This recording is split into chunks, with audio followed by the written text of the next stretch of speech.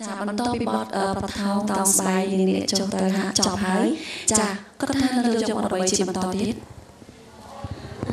បន្តពីបទប្រថោងរួចហើយគឺប្រហែលជាបទបញ្ចប់ហើយគឺគេចាប់ដើមលេងបទលោមនាងថ្នមនាងចាតាមរយៈអត្ថន័យនៃបទចម្រៀងគឺបទលោមនាងថ្នមនាងគឺបានន័យថាមានភាពផ្អែមល្ហែមចាចំពោះបទនេះផងដែរតើមាន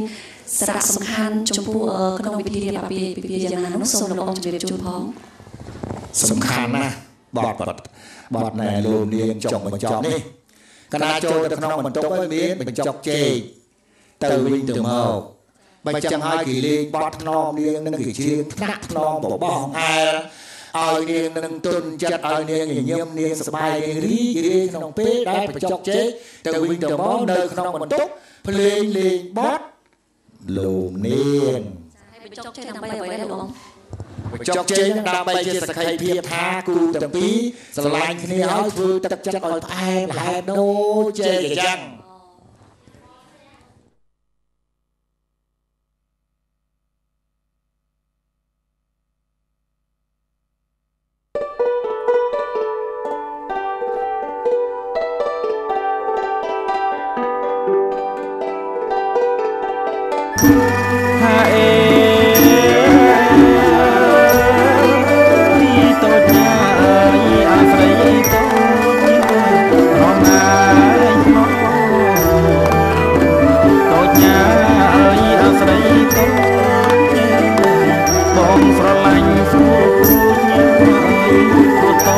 ចេះថ្នមប្តី